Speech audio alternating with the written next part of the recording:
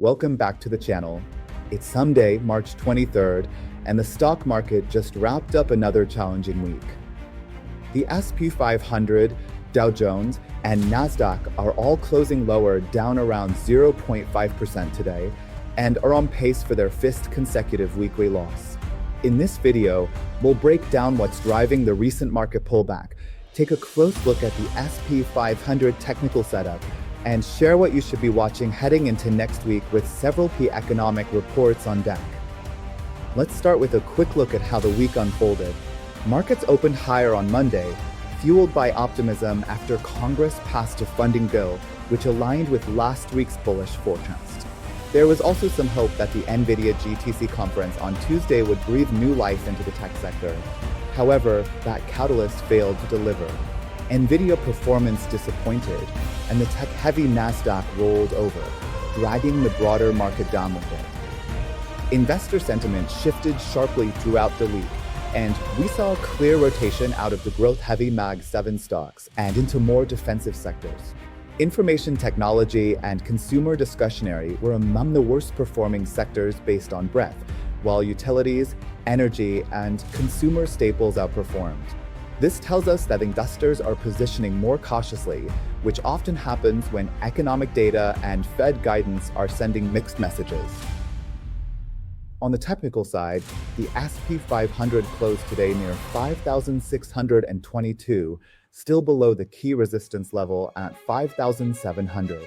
That area has proven tough to break above all week.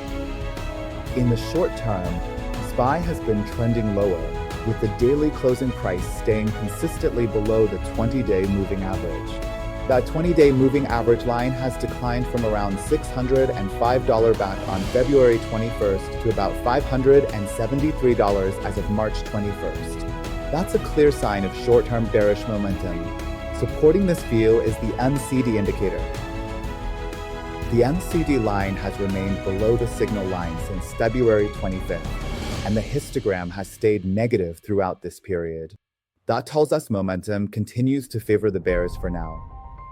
Zooming out a bit to the medium and long-term picture, the 50-day moving average currently stands at $590, which is still above the 20-day moving average line, further confirming bearish sentiment in the short to intermediate term.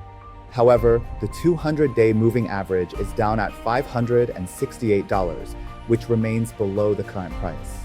That means the long-term uptrend is technically still intact, but with price action approaching that key moving average, we need to stay alert.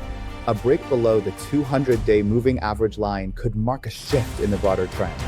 Now let's look at bullish and bearish signals from the chart.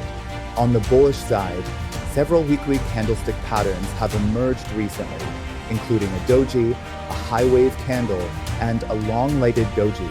These are often signs of indecision or potential reversal, especially if they appear after a prolonged downtrend. If the MCD line can cross back above the signal line, especially while still below the zero line, that could mark the beginning of a bullish reversal, particularly if price breaks above a key resistance level. That said, bearish pressure remains dominant. The MCD histogram showed significant negative momentum earlier this month, bottoming out around -4.3 on March 11. And while that momentum has faded slightly, there's still no clear signal that the trend has reversed.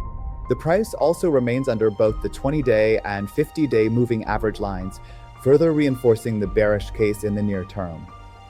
In terms of key levels, support is currently found around $551, the low from March 13th. This level is critical.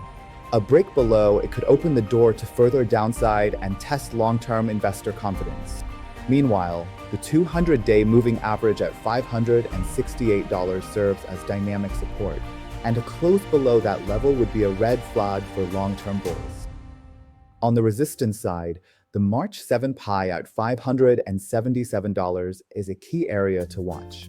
A move above that level, especially if confirmed by a MACD bullish crossover, could signal the beginning of a trend reversal. We're also watching the 20-day moving average near $573. That level has acted as resistance during the recent downtrend and will need to be reclaimed for any bullish momentum to develop. There are few concerns worth noting. The NCD histogram showed abnormally strong negative momentum from March 10th through the 14th, suggesting intense selling pressure. While that has eased somewhat, we haven't yet seen any follow-through in terms of price recovery. On top of that, the downward slope in the 20-day moving average line is a sign much short-term sellers still have the upper hand. Let's look at another indicator. Relative Strength Index RSI. RSI on SPY is showing signs of potential stabilization. As of March 21st, the RSI sits at 40.7, right in the neutral zone. That's a shift from just over a week ago when RSI dipped below 30, hitting 28 on March 13th, signaling an oversold condition.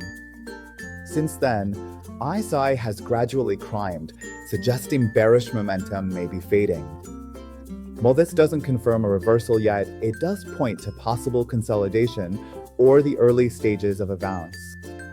Traders should watch for RSI pushing close to 50 and any bullish divergence between price and RSI. That could mark a real turning point. But for now, RSI tells us SPY is recovering from oversold territory, so stay alert, not aggressive. Looking ahead to next week, there are a number of potential catalysts that could shift the tone of the market. Monday kicks off with PMI data for manufacturing and services. On Tuesday, we'll get consumer confidence and new home sales. Wednesday brings durable goods and mortgage data. Thursday will be especially important, with final GDP data and jobless claims. Then on Friday, all eyes will be on the PCE report, along with personal income and spending numbers. These data points will give investors more clarity on whether the consumer is holding up and if inflationary pressures from new trade policies are showing up in the real economy. There's also the possibility of fresh news on tariffs. Any escalation or de-escalation in trade policy could catch markets off guard and influence both sentiment and price action. On top of that, I'm keeping an eye on consumer confidence. I know some investors dismiss it as soft data, but when confidence dips, spending can follow, and that would directly impact GDP. So where does that leave us heading into next week? My outlook is slightly bearish.